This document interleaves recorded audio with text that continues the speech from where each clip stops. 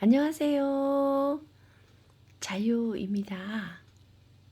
저는 이번에 문학수의 시부문 등단을 했습니다. 등단을 해서 시인이 되었습니다. 축하해 주세요.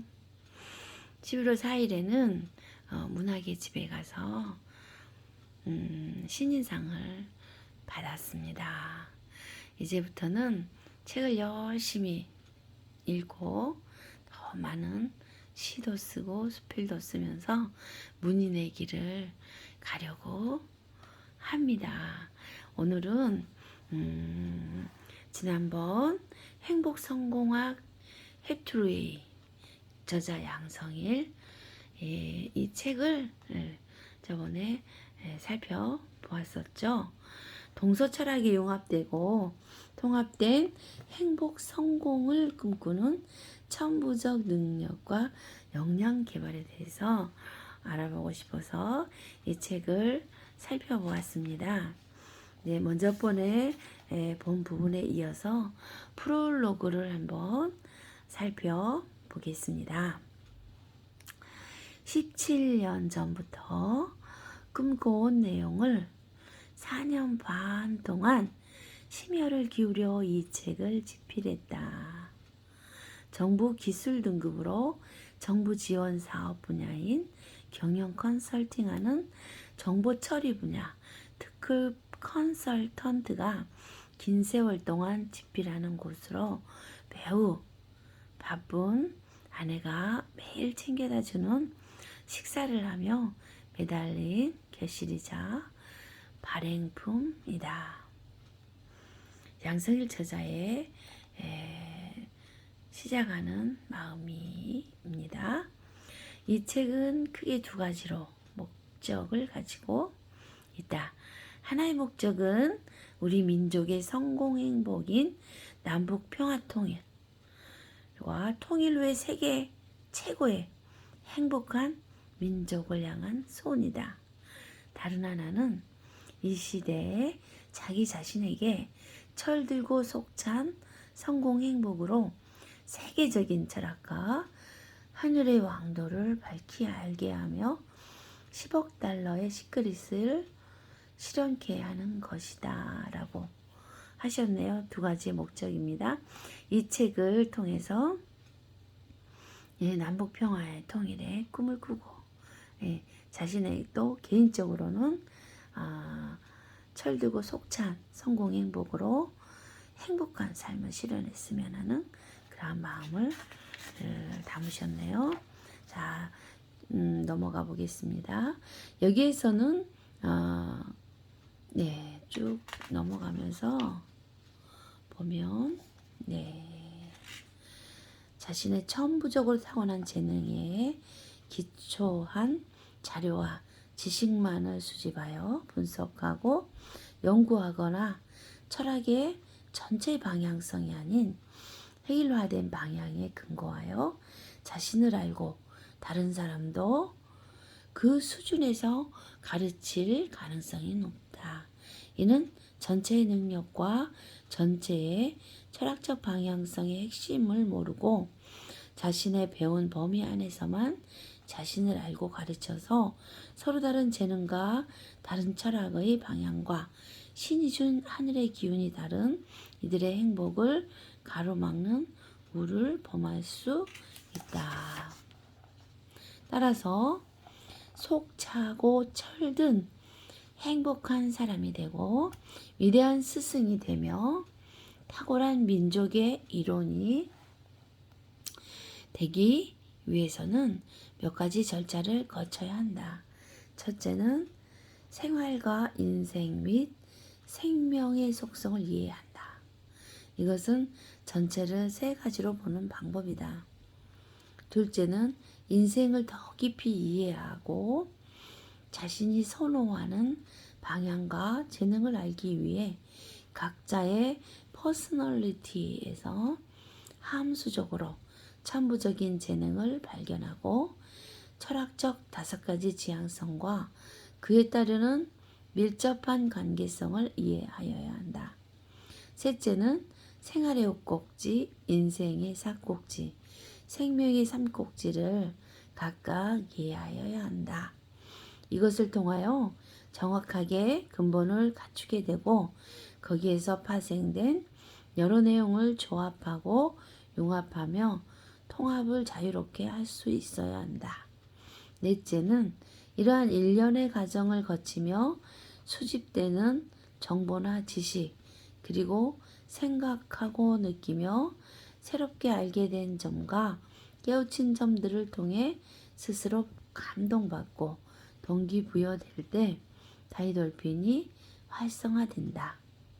다섯째는 하늘에 아름다운 보고가 열려 각양의 하늘의 능력들이 소낙비처럼 내릴 수 있어야 한다. 이것이 10억 달러의 시크릿을 실현하는 핵심이고 뒤에 각 장에서 구체적인 내용들을 살펴보게 되는 개괄적 내용이 있다. 네, 여기에서는 탁월한 민족의 일원이 되기 위해서는 몇 가지 절차를 거쳐야 한다고 했습니다. 첫째는 생활과 인생 및 생명의 속성을 또한 이해해야 하고, 둘째는 인생을 더 깊이 이해하고 자신이 선호하는 방향과 재능을 알기 위해서 노력해야 한다. 셋째는 생활과 인생과 생명을 각각 이해해야 한다. 넷째는 이러한 과정을 통해서 생각하고 느끼며 새롭게 알게 된 점을 깨우친 점 등을 통해서 다이돌핀이 활성화되어진다는 것. 다섯째는 10억 달러의 시크릿을 실현하는 핵심 가치를 담고 있습니다. 이 책의 속차고 철든 행복의 목적을 민족의 행복과 개인의 행복 차원에서 살펴보았습니다. 시민들과 청년들이 고민하고 있다. 인류 대학에 입학하는 것이 꿈의 전부였던 인류대학교 초년생처럼 잘 사는 것이 꿈의 전부였고 더 크고 감탄과 경탄할 만한 꿈과 목표를 설정하지 못하고 방황하는 이 방황을 끝내야 할 시점이 왔다는 사실이다. 우리 민족이 이제는 모든 민족을 가슴에 품는 세계 인류 새마을과 창조 우주 새마을을 새롭게 갖고 가기 시작해야 한다. 이를 위해서 필자는 속대처를 발명하였다라고 하시네요. 사회과학에서 가장 귀한 발명품은 조직이라고 말하는 학자가 있습니다. 이 조직론을 대학원에서 가르쳤던 필자는 조직의 개념이 많지만 조직은 사물과 인간과 인간을 연결해주는 하나 또는 다양한 목적을 위하여 각각의 요소가 유기적으로 관계를 맺는 일체의 것이 조직이다 라고 생각하십니다. 반면 필자가 발명한 속대철이란 인간과 인간 또는 인간과 하늘의 생명인 신을 연결하는 사다리 역할을 하는 것이다. 그래서 천부적인 능력과 세계 철학의 방향성 정리 및 하늘의 아름다운 보고의 주인인 하늘의 기운과 각양의 능력을 덧입고 기적적이고 창조적인 일을 창출해내는 일체의 것을 말한다라고 하셨네요. 네. 양승희 교수님께서는 헵투루 웨이 책을 통해서 철학자가 되어가고 계신 것 같습니다. 꿈은 꿈 같아야 꿈꾸는 참맛이 있다 라고 하셨네요. 그런 꿈 같은 꿈이 생애 60여 가지가 넘는다라고 하면서 유대인들의 자녀 교육을 TV 방송으로 강의했다. 또한 하나님의 대사를 쓴 김하중 전 장관도 하늘의 아름다운 보고를 여는 꿈 같은 일들이 현실로 나타나고 있다고 자신의 책에서 상세하게 소개하고 있습니다. 여기는 또 넘어가 보겠습니다.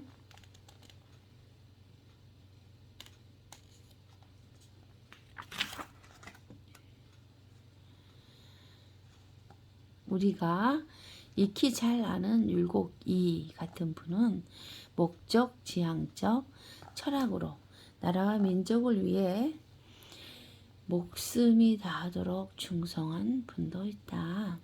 태기 이황과 화담 서경덕은 너무도 유명하여 별도의 설명을 하지 않아도 될 것이다.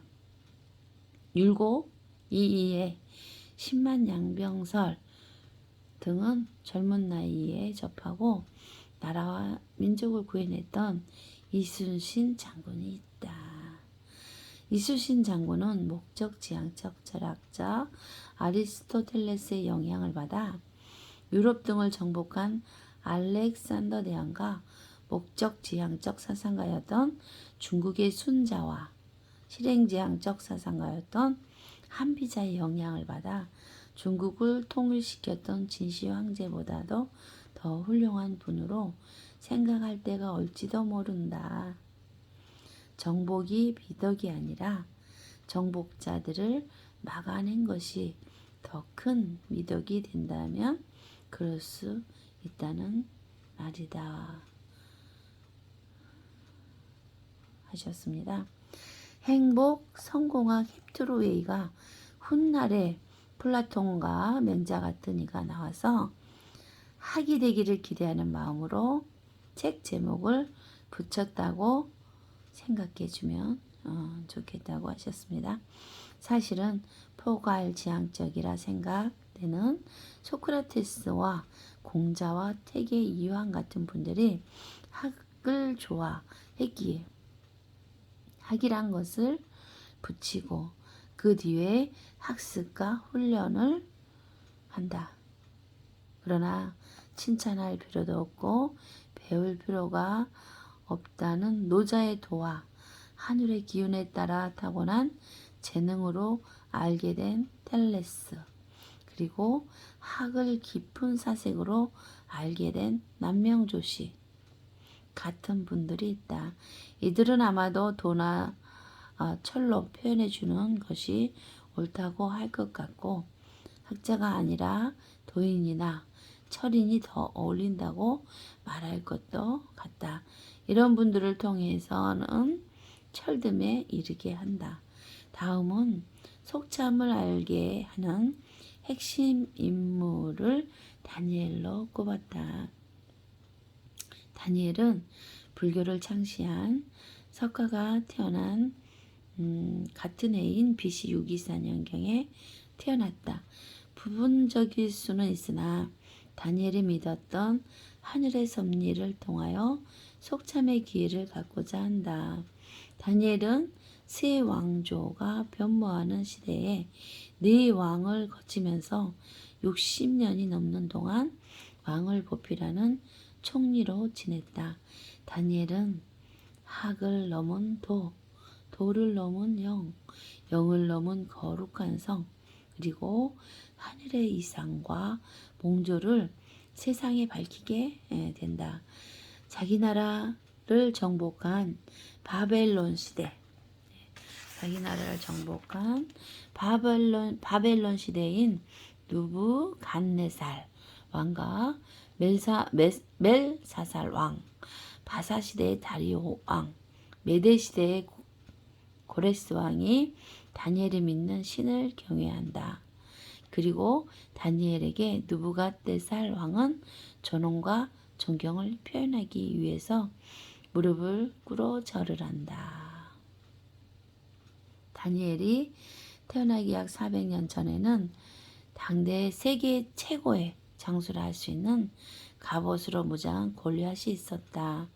그를 군대의 훈련을 받을 나이도 안 된 10대가 당대 최고의 장수와 1대1로 결투한다. 그가 다윗이다. 그는 거의 맨손에 가까운 돌멩이 몇 개로 당대 최고의 장수인 갑옷 등으로 중무장한 골리앗을 쓰러뜨린다. 그리고 골리앗의 칼로 그의 목을 베고 그 후 30세에 왕이 된 다윗보다 다니엘은 400여 년 뒤에 태어났다.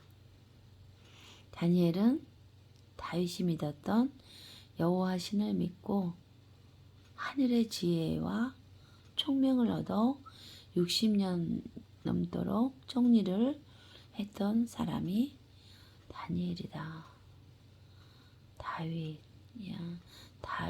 다윗이 여호와 신을 믿었군요. 다니엘의 신. 네. 자, 이는 프랑스의 탁월한 이들과 프랑스가 낳은 데카르트의 철학을 넘자는 것이다. 필자의 마음입니다. 데카르트를 뛰어넘자. 또한 칸트의 철학도 또한 뛰어넘자. 영국이 낳은 베이컨과 러셀의 철학을 능가하는 야무진 도전하신다 하는 내용입니다. 조선시대의 정승과 같은 중대한 나라의 총리를 60년 이상 맡으며 삶으로 기적적인 속참을 보여준 다니엘을 택한 이유에 대해서도 말씀을 해주셨습니다. 왜냐하면 다니엘은 석가모니와 같은 애에 태어나서 세계 역사의 한복판에서 속참을 증거하여 지금도 그의 예언 속에 우리가 살고 있기 때문이다. 다니엘이 믿는 하늘이 약속한